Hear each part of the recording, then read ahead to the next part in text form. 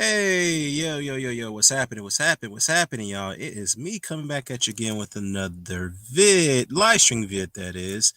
I hope everyone is enjoying their weekend. And I hope that, everybody's just, pretty much just relaxing, to some good, to some boxing events that's going on tonight and today, earlier from today. So yeah, I'm going to go ahead and delve into it. I'm going to get into it real quickly here. So first things first, we're going to talk about Daniel Dubois' destruction over Trevor Bryan, and we're also going to talk about just broke the news has broke recently that Joseph Parker has signed a multi-fight deal with Sky Sports Boxer, which to me that's very disappointing. I'll get into that, and we're also going to talk about Anthony Joshua is still dealing with some mental challenges going into the Usyk rematch. So I'll get into that, and also I'm going to get into the Boxing Hall of Fame induction that took place today um, in New York. The 2022, I think the 2021 inductees as well. They've been admitted today. Vladimir Klitschko has sent over a what you call it, a congratulatory speech via satellite or video. He sent the video over, but what there's some controversy on about how he, who about that video message that he sent, because he directly addressed Roy Jones Jr. And the reason why I get into why he addressed Roy Jones Jr.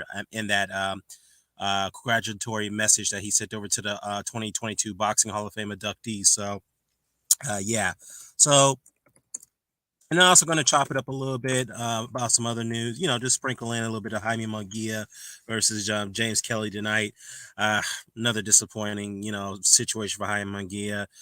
Sprinkling all of the news and, news and updates around the boxing world. So I don't got much time on here, so I'll go ahead and cram this in probably within the next 30, 40 minutes or so. So let's get into it. So first things first, hold on for a second, guys.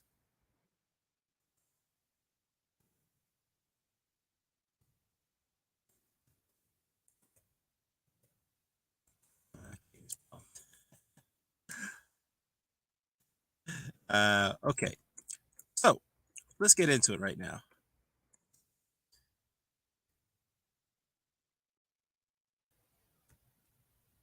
Daniel Dubois destroys Trevor Bryan in, I believe, 4 rounds. It only took him 4 rounds to do it, or I think 5 rounds. I could be wrong.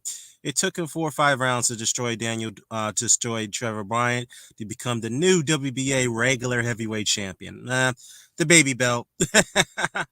But needless to say, though, Daniel Dubois, I mean, I'm happy for the guy. It was a decent win on his resume. Some argue that this is a better win so far than all the other opposition that he's beat. Other than Nathan Gorman and who else did he beat on there? Nathan Gorman, Richard Larte. Nah, I don't.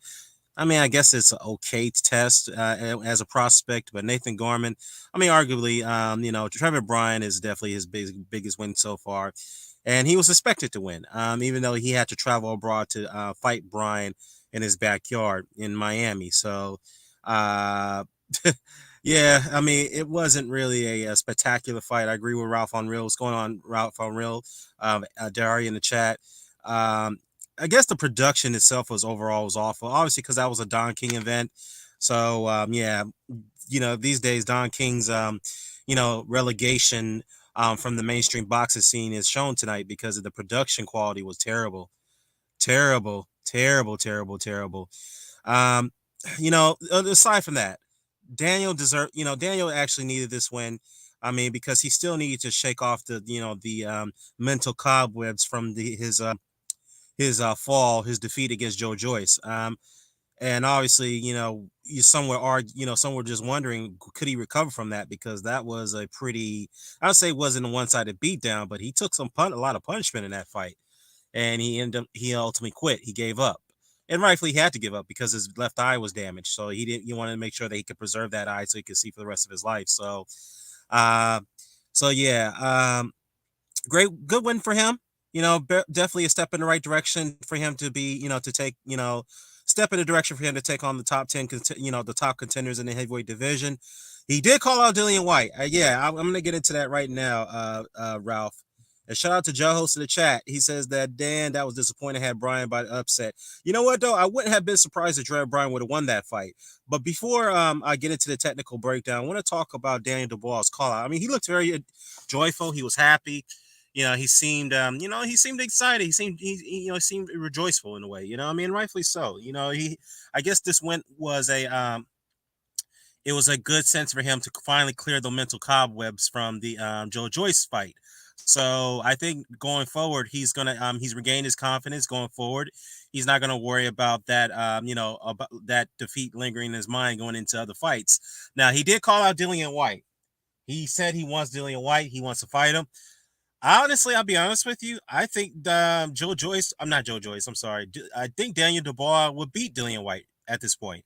I know some will beg to differ. Some will say he won't be ready for that fight. I get it. Um, you know, yeah. Ralph says I don't think he's ready for it. I mean, look. It's possible that Dillian can win it because from a technical standpoint, Daniel Dubois is a very hittable guy. And I'm going to go ahead and talk about the technical breakdown of the fight between him and Trevor Bryan. Now, I gave every single round to Daniel Dubois because obviously he had the ring generalship. He was landing more of the effective shots, but they weren't pretty clean. I mean, saying the work wasn't pretty clean, as I would say, because it was pretty scrappy and ugly. Both guys were just winging shots all over the place. I mean, that's, typically that's the heavyweight division. I mean, the heavyweights are not the most technical sound fighters out there. So, other than maybe Tyson Fury, a natural heavyweight technical fighter, it is. Anthony Joshua is a good technical fighter himself, but they all have their flaws. But anyhow, the one thing I would say about Daniel and Shane McGuigan is really got to work on Daniel Dubois with is have a better tight defense. Not saying he has to be a defensive tactician or wizard, but you got to work on the basics. Keep a tight guard. Don't have a wide guard. Move your head from the center line because if you look at tonight's fight on your end over in the UK, but today's fight, the Trevor Bryan, any success that he had, he was hitting Dubois with jabs constantly. I'm like, what the fuck? I mean, he was hitting him with constant jabs. I was like, dude, if Bryan would have stepped it up, he probably would have beaten Dubois, but he didn't for some reason. So, the one thing they're going to have to really work on is that find a way to negate that jab, and he still has a wide guard, which is why he's susceptible to those jabs.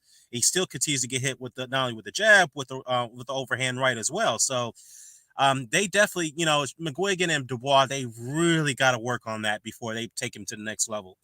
Seriously, keep that guard tight, man. That wide guard makes you an easy target. I mean, that's why Ricardo Mayorga was vulnerable because he's always had a wide guard for the most part, kept his hands down a lot.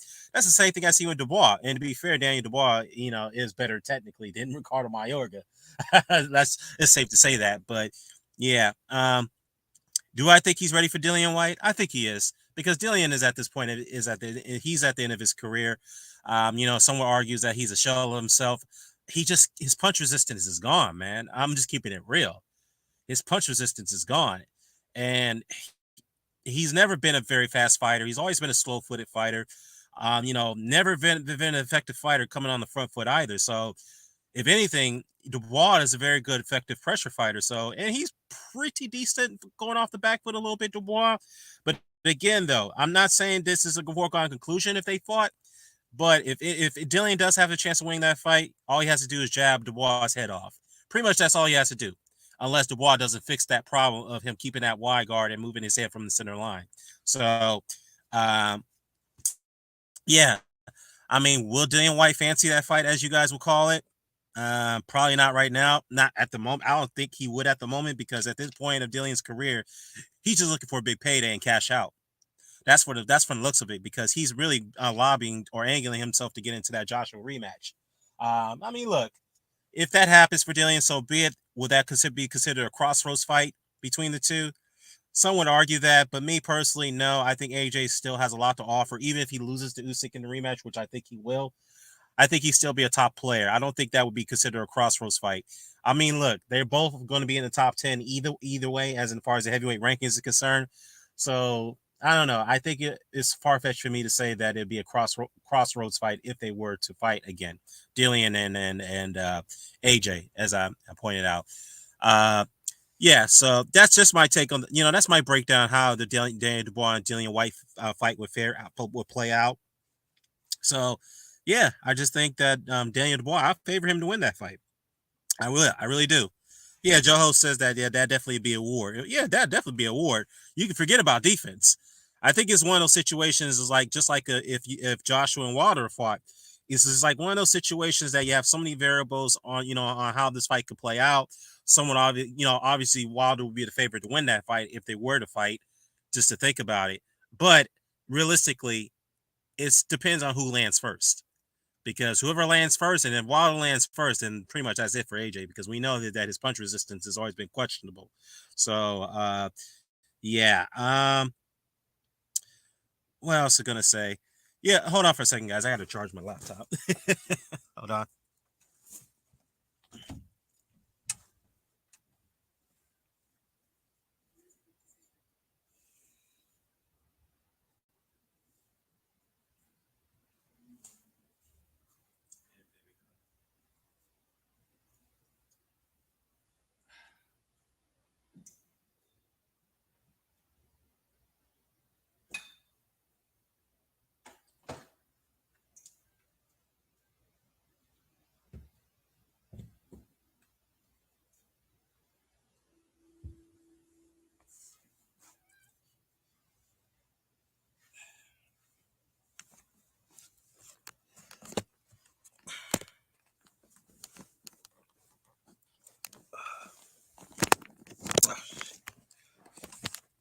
Sorry about that, guys.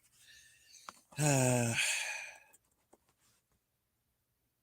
right, here we go. Yeah. So, anyways, yeah. So, yeah, good confidence. Resurgence for Daniel Dubois. So, I mean, if the Dillian White fight can't come off, let's be realistic. I don't think it's going to come off at the moment. But realistically, who could Daniel Dubois fight now? I know that now that he's the WBA regular champion, he's pretty much could be the mandatory challenger to the winner of Usyk and Joshua rematch. So, and believe me, I think I pick Usyk and Joshua over Daniel Dubois at this point. I really do. I think both of them will beat him at. I mean, if the WBA decided to mandate that fight, so yeah, that would be interesting. I mean, but other than that, let me look at the WBA ranking and see whether people he could fight. I know Robert Helenius is ranked high in the WBA, so that could be a fight that they could look at. Uh, Deontay Wilder is ranked in the WBA, but nah, I don't think Frank Warren would fancy Dubois to go in there against Deontay Wilder. Nah, because first things first, you got to first of all they have to build Danny Dubois. He has to be at this point. They're going to build him to be one of the biggest, one to be a next cash cow in the UK boxing scene. So I think it's too soon for them to kind of put him in there in those big fights at the moment because I think he still needs to work on a lot of things, in my opinion.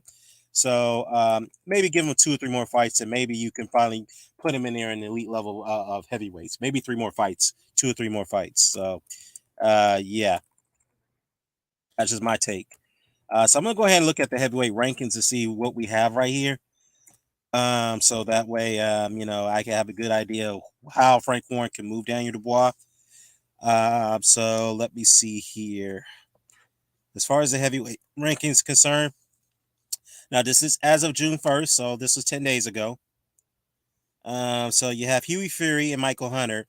Well, they're both fighting for the final eliminator. So I guess this is going to be tricky because, from my understanding, that is the final title eliminator, Huey Fury versus Michael Hunter. So whoever wins that fight is actually going to be the mandatory challenger to the WBA champion at this time is Alexander Usyk. And the winner of Usyk and Joshua will have to fight either Huey Fury or Michael Hunter. So, God forbid it's Huey Fury. No disrespect to Huey Fury, but he's really not a. I mean, he's got some technical. He's got some skills, but nah, man. Huey Fury is just not a good fighter on world level. He's just not, man. He just doesn't have it. He's not the. He doesn't have the it factor, as I call it. So yeah, yeah. Even after all these years, Joe Host, I would favor. I'm sorry. We would love to see Wilder and AJ. Yeah, that's still that's still a high demanding fight. Regardless, those guys are no longer, it's argued they're no longer in their prime. They're both, are mentally, broken down. And from standpoint, that's still a good fight. We will love to see it. MG says that Dubois versus White is a good fight to make in the UK. Yeah, I mean, it is a good fight, but I don't think Frank Warren will want to make that fight right now. because I think again, I think the whole idea is to build Dubois and to be the next cash cow in the heavyweight division. That's the strategy they're going to do. But you know what? It wouldn't surprise me because going off Dillion's last performances or the last few performances, his punch resistance is gone. So maybe it is a good time to put Dillian White. I mean, Daniel Dubois up against Dillian White. I think it's probably the right time to do it. Oh, I forgot. Lucas Brown sneaked into the WBA rankings after his win over Junior Foss. So maybe, just maybe, Daniel Dubois versus Lucas Brown would be his next fight. Who knows? I know Lucas Brown would take that fight in a heartbeat. So yeah, Jared Anderson seems to be more impressive than Dubois. Yeah, I mean Jared Anderson is obviously a better fighter than Daniel Dubois. Much better fighter. I mean, better fighter. I mean, at this point, I haven't seen his durability yet because no one's taking him taking him that far yet. But he's definitely got the skills. He's got very good technical ability, more so than Daniel Dubois. So, yeah, I agree with that. So yeah, man. Again, congratulations to Daniel Dubois. Let's see what Frank Warren does with him next. So yeah, how about Dubois versus Chisora? Chisora will fight anyway at the stage. Well, you know what? You know what? Chisora will still fight him, but that's still, at this point, that's iffy for me because despite Derek's punch resistance, he's another individual whose punch resistance or durability is not the same anymore. Would Frank Warren risk Daniel Dubois against Derek Chisora? Will he risk it? I don't know. Maybe 2 or 3 fights down the road if Chisora still wants to fight on. But obviously, Derek at his point of his career, he'll fight anyone as long as he's getting paid very well. He doesn't care if he wins or lose. So I think maybe 1 fight or 2. Maybe Frank Warren would probably put Daniel Dubois up against Derek Chisora. Maybe. So yeah. Joe Hosta says, "Oh hell no, I do not want to see Lucas Brown." Hey, you know what? I'm with you on that one because Lucas is definitely a shot fighter at 43 years old. Yes, he scored that upset over Junior Fall, but I mean, at the same time, he is a gatekeeper at the moment. So, I think Frank Warren will call up Lucas Brown's team and get him an offer to fight Daniel Dubois. But to be fair, Lucas Brown has been getting offers from Eddie Hearn in the zone, so we'll see what offer he takes. That's more lucrative for him. So we'll see.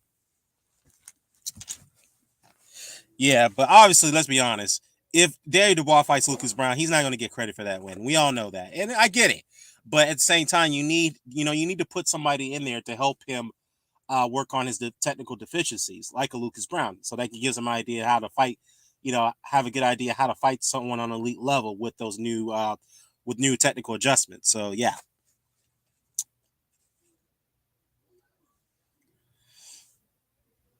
Let's see here. FG says that I heard he's fighting Pulev. Yeah, they're fighting in the rematch. I think Pulev took the fight on a 5 week notice, and the reason being is because the original fight that was scheduled to go down was Chisora versus Adam Kornacki, but Kornacki pulled out of the fight at the last minute. So now Pulev has stepped in. Now, in case anybody doesn't know, and it amazes me people don't even know this because everybody's saying that Derek is going to destroy Pulev, this, that, and the third. Pulev doesn't know what he's going up against, yada, yada, yada. I get that, but what people don't understand, Derek and Pulev fought years ago. They fought for the EBU title, and Pulev won that fight. So I don't know. I guess people don't even know that. But yeah, Derek lost that fight in Bulgaria. So I'm not saying he's going to lose to Pulev again, but I'm just saying that people got to understand before you comment on something like that, then you need to do your research and understand that Pulev already has a win over Derek Chisora. So yeah, Chisora, let me see what he says here. Joe says that Chisora doesn't do anything for Dubois' career. I don't know about that one, Joe. I don't know about that. I think it would be a good win for him on a high domestic level, as you want to say it. As far as world level, maybe, maybe not, but definitely a high level domestic win if he fights a beast Zora. I think it will do something for his resume. But again, it's all about building him correctly, giving him the necessary experience. Yeah, so I think that would be something. But you know what, though, I think at this point it's possible that Frank Warren might be able to might I think the strategy at the end of the day is get him back in there against Joe Joyce because and make sure that somehow, some way Dubois will be ready enough to win that rematch. So I think this is the goal here. So as far speaking of Joe Joyce, I'll get to him in a second because something about Joseph Parker I really got to address this. What pisses me off. So uh, Ralph says that it's still a decent win. Yeah, I agree. I agree with that. So yeah, and let's talk about this too. There's another thing that we got to talk about going into the next topic here. Fact is, Joseph Parker just broke breaking news recently on Sky, from Sky Sports. Joseph Parker just signed a multi-fight deal with Sky Sports via Boxer. All right, give me 1 second, guys.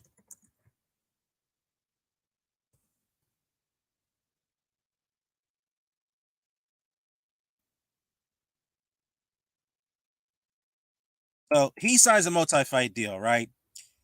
And this is on the eve on the fact that he pulled out of the damn Joe Joyce fight.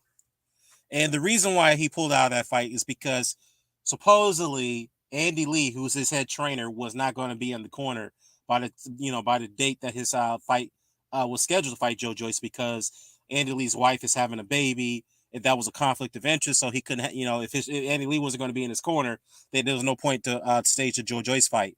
So to me, I felt that was pretty weird and odd because I'm like, wait a minute, hold on here. I've seen many fighters that fight that have went on and scheduled, on to their fights as scheduled when you have situations like this occurred, a la Tyson Fury. His wife Paris had their seventh child or sixth child. It was on even on the third Deontay Wilder fight. So you have that, and you have Luke Campbell, and I had to hate to bring this up. Luke Campbell's father passed away on the eve of the Jorge Linares fight, and he still went on with the fight as scheduled. Now, I look, me personally, when I heard about that, I thought, what, something's fishy about that. Why is Parker pulling out of the fight just because Andy Lee can't be there because he's, can't be there on the time of his wife's pregnancy, only because of his wife's getting is giving birth to his child, or whatever the case may be. But to hear that he signed a deal with Sky Sports via Boxer, a multi-fight deal. I don't know, man. And I've been a big Joseph Parker advocate for several years now, but at this point, is enough. What is Joseph doing, man? I mean, seriously. I don't know if it's the influence of Tyson Fury that's got to him because it seems at this point he's being very, very, very careful on who he wants to fight, how he wants to fight this person, when he wants to fight them. He's trying to move like Tyson Fury, and this what's annoying me. It's like, dude, you're not even on that level of Tyson Fury. And to be fair, Tyson Fury's not even, not even at the point that he should be moving the way he is. Yes, he's got wins over Wilder. He's got wins over Chisora, Klitschko, Steve Cunningham, Dillian White. Yeah, I get that, but Tyson Fury still got a lot of work to do himself. As far as his bullshit retirement, we all know why he's retired, quote unquote. And I know I'm pretty shocked that no one really wants to talk about this, but we all know why he's retired. Tyson Fury is because of the fact that he, in my opinion, this is only speculatory, not factual as of yet, but for my opinion, I think he's being investigated by the U.S. government because of his association with Kinahan, and they're digging into his assets to see how the hell he's being paid from all those bouts that he's had, including the Deontay Wilder's fight. So I think that's what's going on. And that's why he has to lay low for a while until that all settles. But you know what, though? Let's be honest. That's not going to end anytime soon because that investigation to Kinahan is going to drag out to at least 1 year or two. And right now, as we speak, there's a lot of drug shipments of cocaine has been seized, particularly in Spain. $240 million worth of cocaine that's been seized by a cartel that's affiliated with Daniel Kinahan recently. And I'm wondering what's all these cocaine seizures are what's it's been a lot of seizures that's been happening recently after Kinahan's been sanctioned. And I think I know why, because there's an informant in there and they're giving up the goods on Kinahan and his operation and they're breaking him down slowly. So I mean, not to be on that point any further, but anyways, my point with Joseph Parker is that I just don't know how he's moving, why he's. Yeah, dude, you blatantly ducked out of the Joe Joyce fight just to sign a deal with Boxer, man. What in the hell, dude? I mean, who was there for him to fight? I mean, I know Michael Hunter and Huey Fury's about to fight, but he already fought Huey Fury. He beat him already. Controversial, yes, but he beat him already. So what other heavyweights that Joseph Parker could fight over there at the boxer? Speaking of boxer, I know this photo has surfaced recently last week, I believe, or 2 weeks ago, or maybe a week ago. You had Ben Shalom, you had Tyson Fury, you had his brother Shane, and Sugar Hill Stewart. They were all sitting together at a table, I think having a luncheon or something like that. And people were, are making a big fuss about that. And, obviously they came out and, the representatives came out and said, look, they're just having lunch, guys. Relax. I get it. But it makes you wonder, what was that dinner all about? Was it about business or what is it just about just hanging out, having fun? I don't know because Tyson Fury doesn't have a history of Ben Shalom, so I don't get what that mean. What that luncheon is all about. Here's a theory, and I could, obviously I'm not saying this is fact. It's just a theory. The news came out about 2 days ago, and I was the first to break it. I hate to say that. It's just truth that Anthony Joshua had signed a multi-fight deal with the Zone. He's leaving Sky Sports to join the Zone for over 125 million US dollars. All right, I'm not sure how the funds are going to be allocated, but I think obviously they're being allocated on a per performance basis or per opponent basis throughout the annual year, I believe. Right. So that announcement is expected to happen soon. We're not sure when it's going to be announced, but right now that's what the story is. Then you have Tyson Fury sitting at a lunch at a table having lunch with Ben Shalom.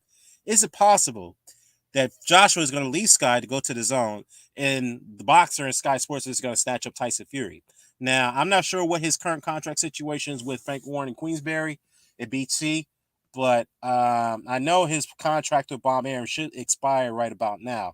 But then again, we don't know if that's actually accurate because Bob Arum came out about a few weeks ago or said that Tyson Fury has 2 fights left under the top rank contract. So this is very confusing stuff. I don't know, man. I don't know what's going on here, but the point of the matter is that Joseph Parker is signing a multi-fight deal with Boxer.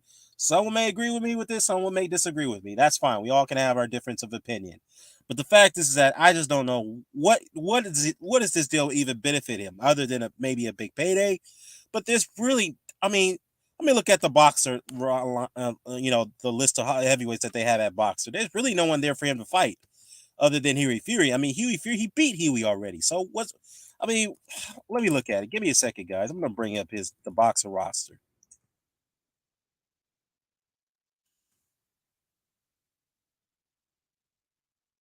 So Boxer has, let me see. Let's look at it. So I'm gonna look at their roster right now. So they have, yeah, I mentioned Huey Fury. That's who they have. Steve Robinson. Oh Lord, Steve Robinson. I'm not gonna get into that guy. I mean, yeah. Oh boy, yeah, he's painful to watch. No disrespect to Steve Robinson, but dude, he's painful to watch. I mean, seriously. I mean, oh boy, I don't want to get into that. Let's see, Nick Campbell. Uh, who else they have here? Jimmy TVK Teshakiva. So far, that's all they have as far as the heavyweight roster. Now you can include Joseph Parker there. So, what was the point for him to sign with Boxer? There's really no heavyweights there. Really, I mean, I don't get why he had to make that fact. Hey, shout out to actual facts. Salute, man. Salute, man. So what's up, Rock? Rock 89, long time no here. So anyhow, what was the point for him to sign that deal with Boxer? I don't get it, man. Joseph Parker is disappointing to me.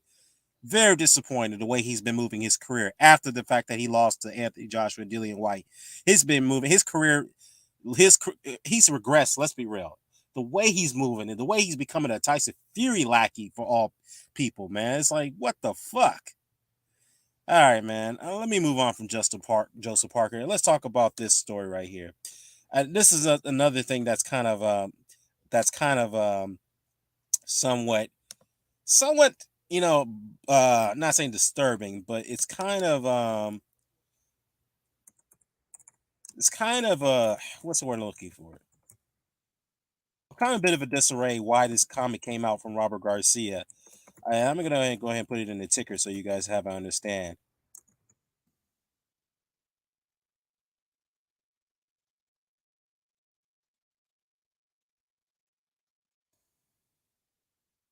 All right. So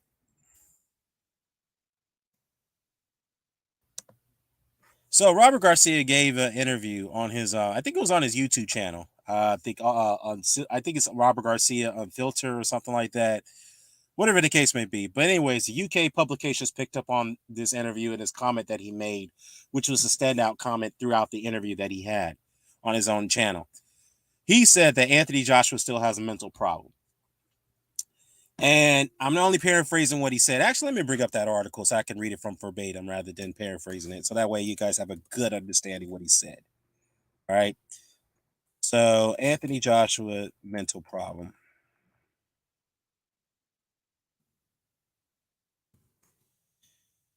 All right. So I got this from the UK, Yahoo Sports UK.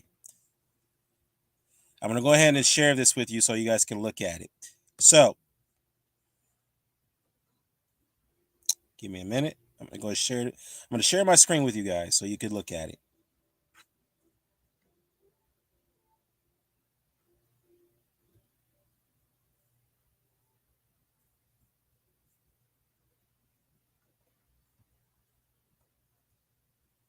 All right. All right. So as you see here, right, it says here Anthony Joshua has a mental problem that needs fixing, says new trainer. And that new trainer is reference to Robert Garcia. Now, according to this article, I'm going to go ahead and skim through this real quickly.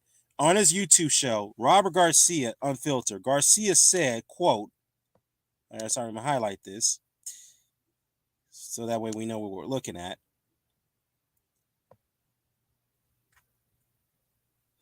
Oh, yeah, there's a lot I'm going to have to highlight here. So, okay, yeah, it's okay. Let me go ahead and highlight from this start to the end at this point. Okay, here we go. So, on his YouTube channel, Robert Garcia Unfiltered, Garcia said, quote, a lot of fighters, they come off a loss, like probably after the Andy Ruiz Jr. fight. They come off a loss thinking that was never going to happen. So it affected him. It affected him mentally. He probably thought, maybe that's the end of my career. Maybe that's it. So he had a lot of things going on in his mind. And I think that's one of the most important things that's affected Anthony. And that's why I'm here to change me and Angel and others to help others help that he's got. He's created a team not only for me, not only me and Angel teaming up, but preparing the game plan and training him for the right strategy or the right sparring partners to go out and perform. He hired other people that are also very smart. Not boxers, not boxing trainers, just different people that could help with the way he's thinking. Something that's with him, thinking positive with him. All right, here, I almost lost it. Here we go. Everybody around him is positive. I mean, everybody around him, everybody around him is positive. Everybody around him is pushing him to his limits, to what he was doing before he lost his first fight. He knows he needs to know and believe that he still is good, or he's going to be even better than he was before he became champion for the first time, when he went out there and he was knocking everybody out. Garcia also spoke about the mental problem that he's working on with Joshua for him to avenge his loss against Usyk, to his defeat to Usyk. A lot of times, I'm gonna go ahead and highlight this. There's a lot of stuff here. A lot of times, when a fighter is good, so accomplished with a gold medal, two-time heavyweight champion of the world, sometimes then they might they may get a little too comfortable. They might think, I already lost a fight, so maybe I'm not as good, right? It gets to your head. It gets to the head. It's something that we have to change because he's already did that. He's already did it. He's already won the gold medal against the best fighters in the world. And then as a pro, he did also beat the best to become the heavyweight champion of the world. We didn't see that before he lost. After he lost is when we've seen there's more of a mental problem, so we're working on that. So we have to push him in training, in sparring. The work is going to be done. He just have to go out there and perform. All right, I'm going to stop right there.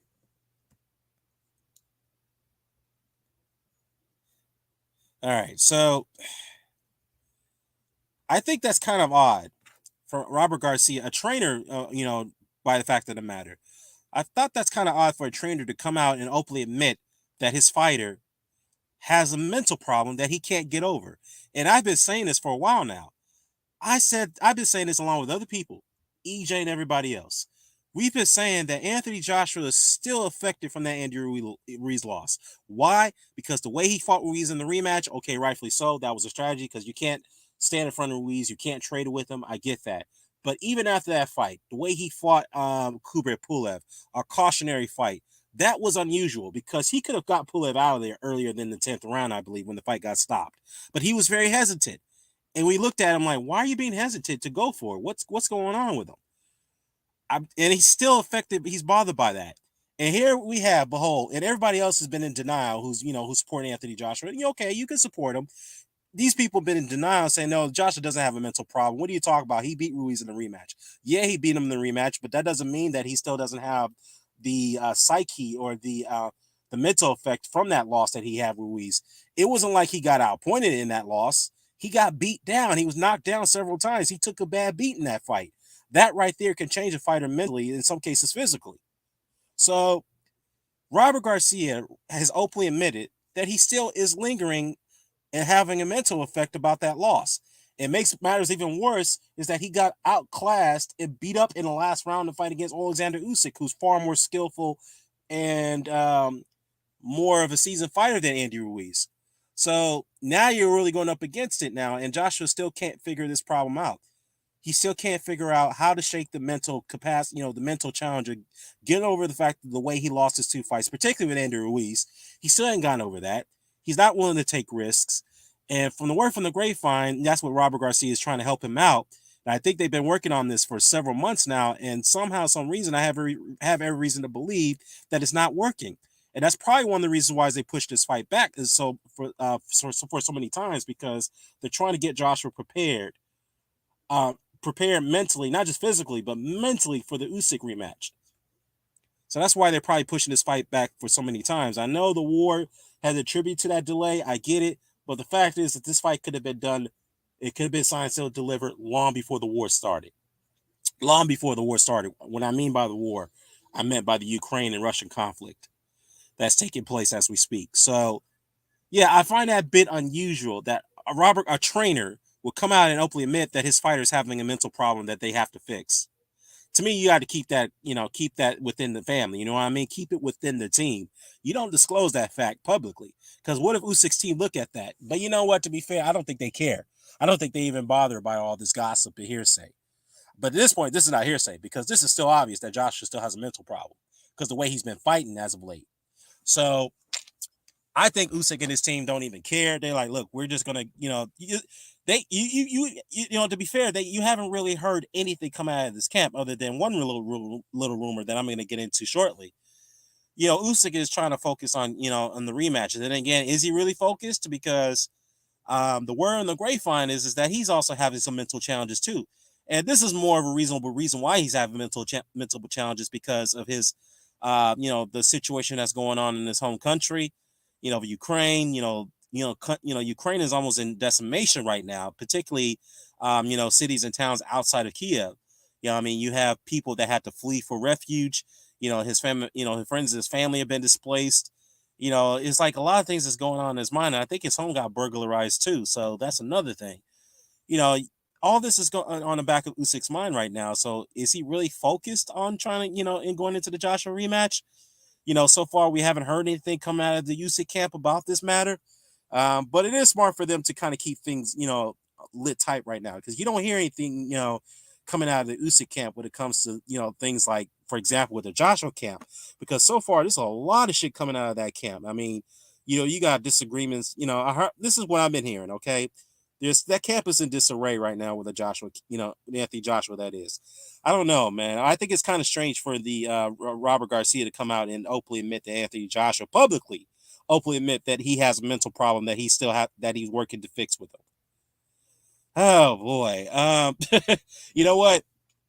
Even if he's able to get over that mental blockage, I don't think he could beat Alexander Usyk anyway. I know a lot of people hate me saying that, but I just don't see how he wins that fight. Can he do better in the rematch? Absolutely, he can, because history has proven that fighters coming off losses against their opponents, they tend to do better in the rematch against them. But at the end of the day, I would say about maybe 75% of the time, um, they end up still losing the fight anyway in the rematch against that same opponent. So I just don't think he's good enough to be Usyk. I don't. I'm just being honest, man. Look, I've been proven wrong before. This is the heavyweight division. Joshua can win that fight if he can land that big shot, but that is a big if, and that's why I'm only giving him a puncher's chance of winning that fight. Now, this is not. Again, I had to repeat myself. This is not an Andy Ruiz situation we're talking about here. All right, so I mean, the only way he can win that fight is somehow, some way, Usyk is somehow complicit. Maybe he might catch him at a good time because Usyk is not there mentally because of the conflict in Ukraine. That's the word from the grapevine. Then again, as Robert Garcia says, Josh is still dealing with some mental problems himself. This is his own trainer talking, or his co-trainer, that is. His co-trainers even said that he's got some mental problems that he can't get over. And that's that Andrew Ruiz loss. Oh boy, yeah. Yeah, man. I just don't know, man. Like I said, though, I don't think he's going to beat Usyk either way. So that's just my opinion. What's up, DGO? Yeah, I'm not made man. I think you meant it's all good though. Shout out to made man, by the way. Uh, yeah, the smart thing for AJ is not to take the rematch right away. He needs to gain his confidence back. Usyk is too skilled. He is more likely to stop AJ from what I saw in the 12th round. I agree. And DGL, you and I don't agree on a lot of things, but I totally agree. Because again, you have his own trainer coming out and saying that he still has a mental problem. He still hasn't gotten over that Andrew Ruiz loss. Like I've been saying for a long time now. He hasn't gotten over that. So I think at this point, if that's the case, then don't put him back in there with Usyk right now. The belts are still going to be there. He could be a champion again, but right now, the man needs to get his confidence back. I just don't think it's a good idea to stick him back in there against Usyk, especially he's dealing with his mental problem. And the fact that you got, Eddie Hearn trying to, do not say damage control. There's people, there's surroundings about this camp that Joshua's having too many people in his ear, which I have to agree. You got too many people in your ear telling you what you need to do, what you cannot do. All right. So I know Eddie Hearn wants, shot that down and dismissed that as a bit of nonsense. But let's be honest, there's too many ears in that corner of Joshua. He's got too many heads there. He needs to listen to one guy. I'm not saying that's going to be enough to beat Usyk, but to me, that's just a bit of a distraction for a fighter, man, to listen to all these different heads. I'm just being honest.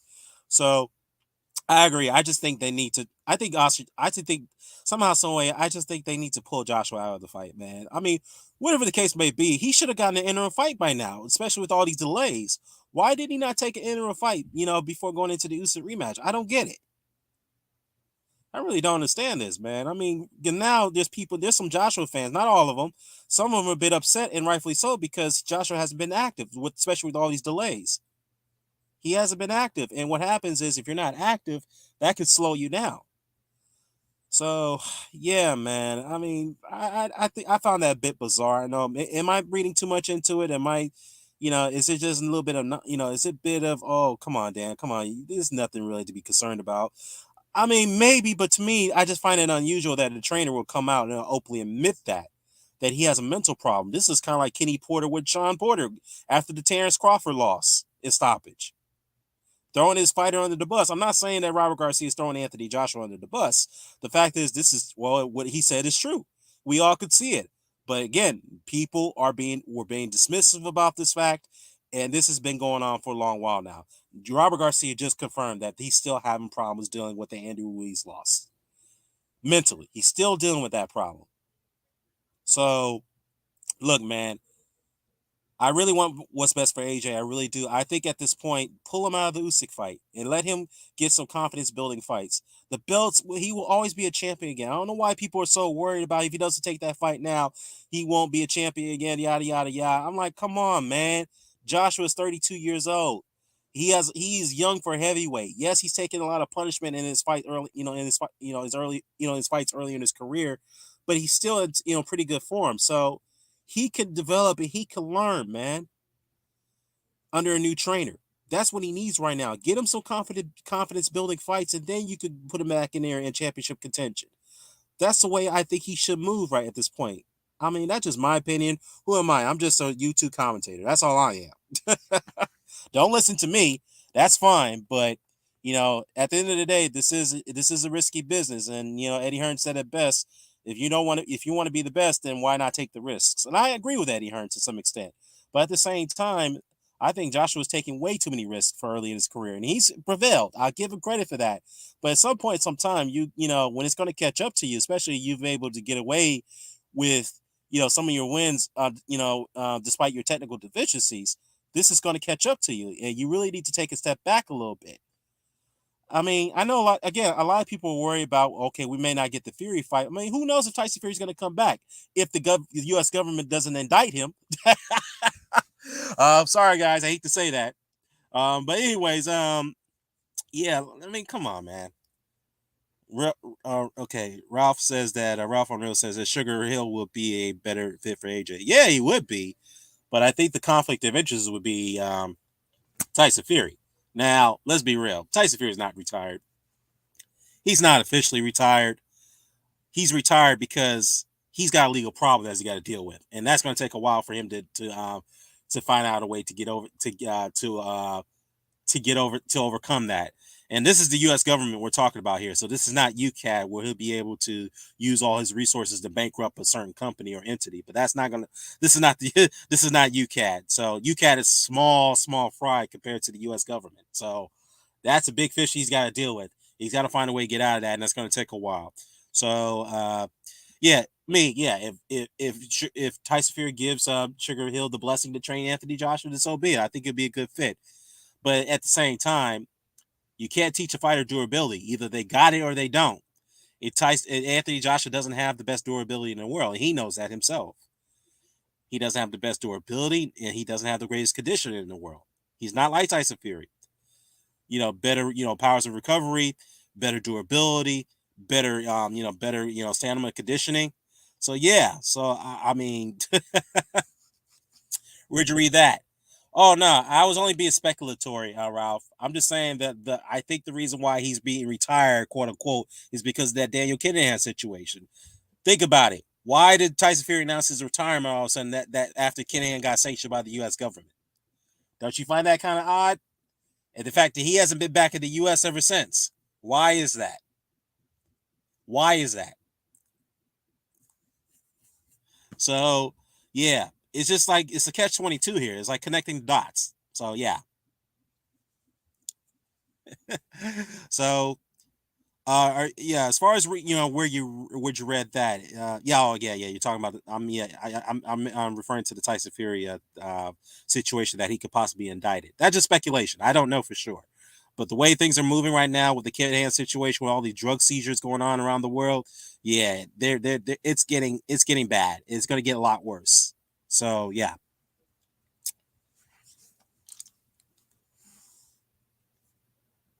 What else we got here?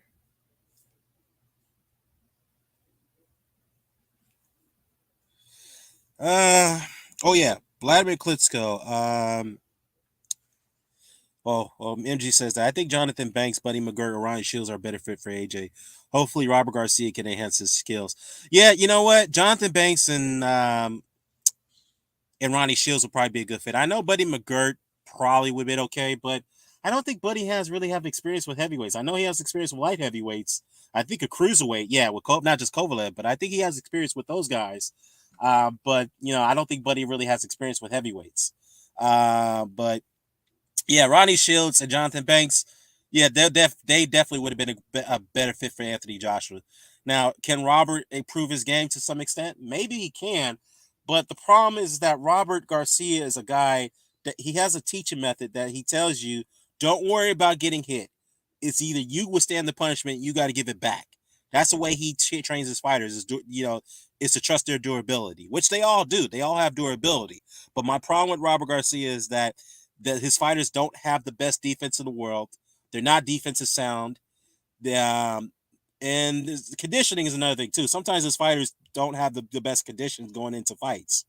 So, and like I said though, they've been training together as far as Garcia and AJ for several months now. Not just the news that we heard recently about him going on to the camp. AJ said himself that he's been working with Robert since January. of this year. He's been working with him since January, I think December of last year too. He's been working with Robert Garcia for 6 months now. And you're still wondering, well, okay, if that's the case, why they keep pushing this fight back? I think because they're still having issues with his camp of trying to get him together mentally, as Robert Garcia said himself. So, yeah, Ralph says Derek James. Well, Derek could be okay, but again, I don't know what's experience with what's his experience with heavyweights looking like. I don't know. I don't know. I guess you can't read into all that, but at the same time, you have to understand as a trainer, you do have to understand that the training regimens of heavyweight is totally different from the lower weight classes. And the reason why I say that is because the heavyweights don't throw as many punches as the lower weight guys. They don't move like the lower weight guys, and it's just a different training method. It's a different method of fighting when you're fighting a heavyweight. So yeah. And another thing too, I would say though is another red flag when it comes to Robert Garcia is that all his fighters loses to southpaws. I wonder why did Joshua look into that? Why did he take that into consideration?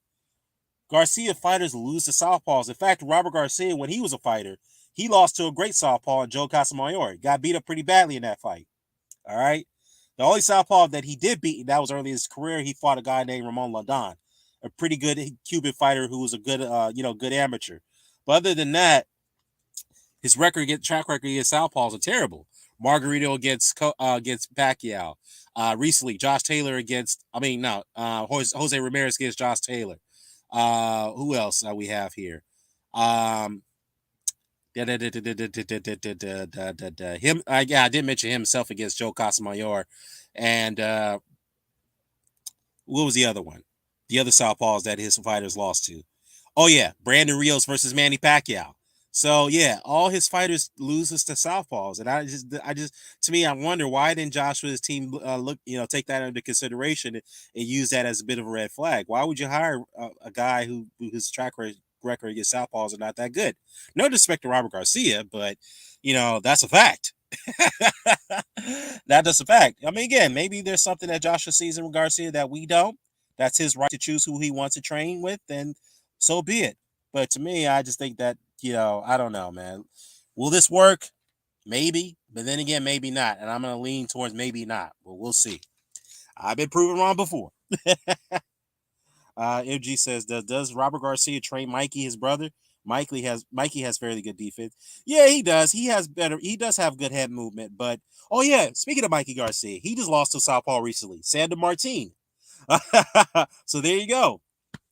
Another of Robert Garcia's fighters, his brother, who lost to Southpaw. Earl Spence, another one. So yeah, Mikey lost to two Southpaws. Both his losses are against Southpaws. So yeah. So yeah, again, track record against Southpaws are not that good when it comes to Robert Garcia and his team. Not that good. So yeah. And Sandor Martin is a pure good boxer like Usyk is. Yeah, Martin is a very tricky southpaw. He does have very good. He's fleet-footed. He's very fast. He's very awkward, and he just doesn't set still. But obviously, Usyk is miles above Sandor Martin, miles above him. So yeah. So yeah, guys, I think that was kind of odd for Robert Garcia to come out and openly admit and say in public that Joshua has a mental problem that he's still dealing with at this moment. Oh boy! But if I'm Team Usyk, I wouldn't even pay attention to all that. So, yeah, you are making some good points. Yeah, I appreciate that, MG. I really appreciate that. So, yeah, look, we all have our opinion. We all have our our analysis that needs to be questioned. I get that. That's the whole spirit of a debate. But at the end of the day, we keep it fair. We keep it keep it respectful, and that's cool. We agree to disagree. Uh, So yeah, man, that's my take on it. Again, even if he doesn't have a mental problem with the Andy Ruiz loss, it still won't be enough to be Usyk. That's all I gotta say. Who do I think can win between Michael Hunter versus Huey Fury? You know what? I'm gonna go with Michael Hunter because Huey. Look, look, nothing against Huey, but Huey just not the it fight, not the it factor. On the world, on the on the world level. He's not. And, no disrespect to him, but he's got some good skills. He is technically sound, but he's just not that guy. I think Michael Hunter would pick him apart. I'm not saying it's going to be an easy fight, but I think Michael Hunter will definitely beat him. Because think about it, Huey Spears never fought anybody on the level of Michael Hunter. He hasn't. When I'm not on a level, but he's never fought anybody with that skill level. Let's put it that way. Because Hunter, again, he's another guy coming up from cruiserweight who moves around a lot, who's very fast, very difficult to hit because he fights in awkward angles and he's fleet-footed. And many of these heavyweights are not used to fighting guys like that. They're not. So I think Huey's going to have a lot of problems with Michael Hunter. A lot of problems with him. So I'm going to favor Hunter to win that fight.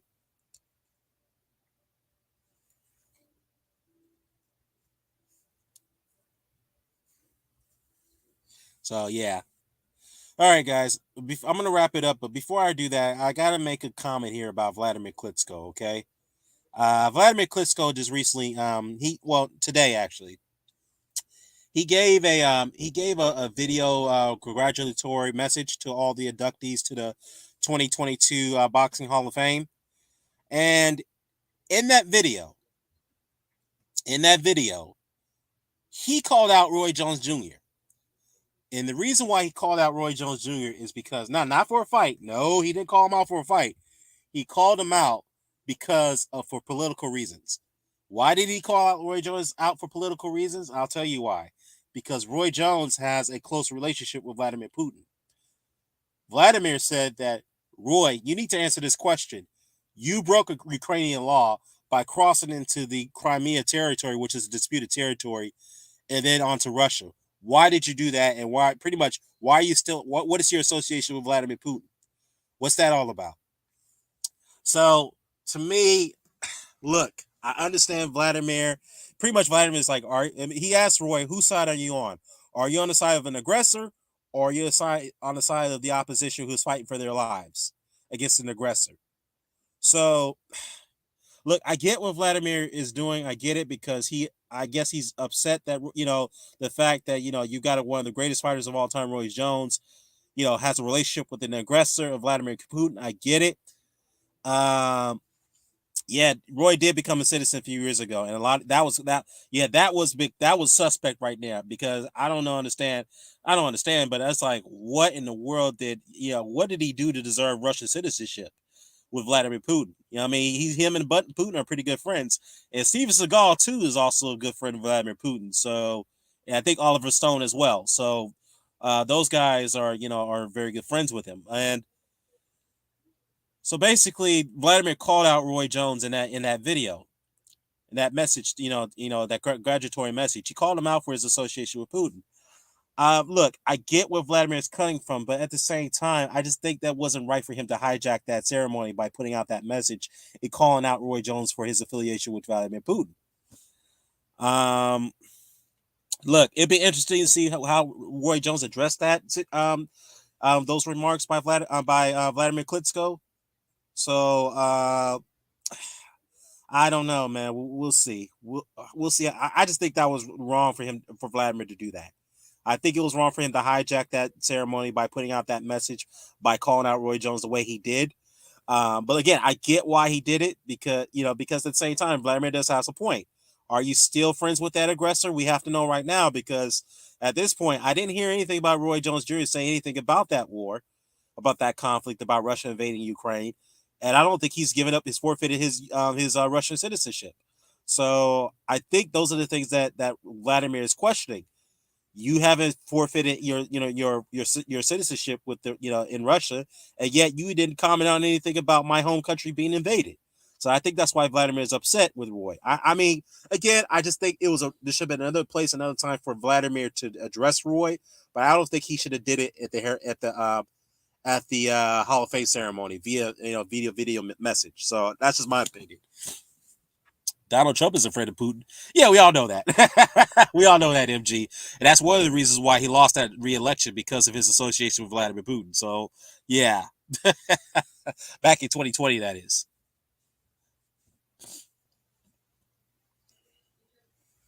Um, all right, guys. Give me a minute. I'll be back.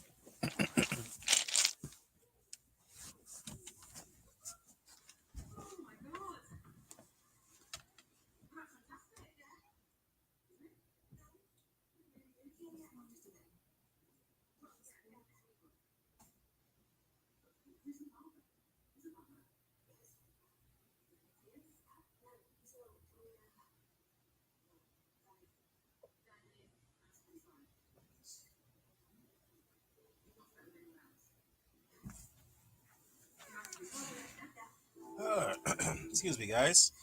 Now I'm back a little bit. So, I mean, other than that, yeah, I think that I've ran out of everything. And another thing too, some people ask me why am I not covering the Jaime Magia fight.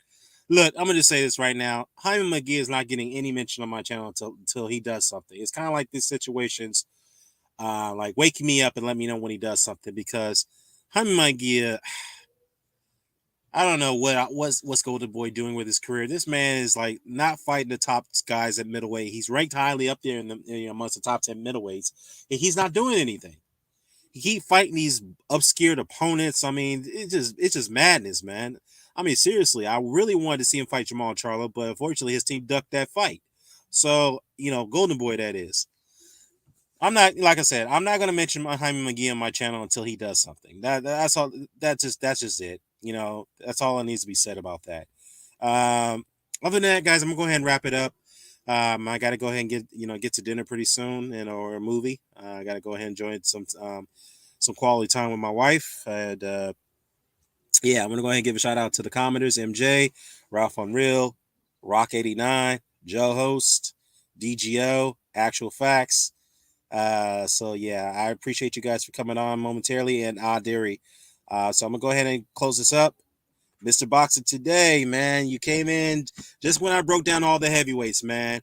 Yeah, but I guess we'll have to catch up on that later, man, because yeah, I had to mention something about Anthony Joshua's mental problem that's openly admitted by his trainer that he still has a mental problem from the Andrew Ruiz loss. So yeah, Mr. Boxer today, do me a favor, man. I can you make a video about that? To address this Robert Garcia comment about Anthony Joshua still has a mental problem. I mean, if you can, that'd be cool, man. I'll definitely listen to it. So yeah, shout out to you, brother. Oh, you been? Oh, okay. All right, it's all good, man. It's all good. But yeah, yeah, if you can, yeah, if you can, do a response to that, that'd be cool. If not, no, it's all good, man. You do it at your own time. Yeah, I'm just saying, I'd like to have a second perspective on that about his mental challenges. The same thing with Usyk. That's a rumor about him having mental issues, but we don't know that for sure because there's nothing coming out of his camp addressing that. But we do have something from the Joshua's camp that's addressing his mental issues. So yeah, yeah, I'm gonna go ahead and drop off, guys. Until next time, I'm out. Peace.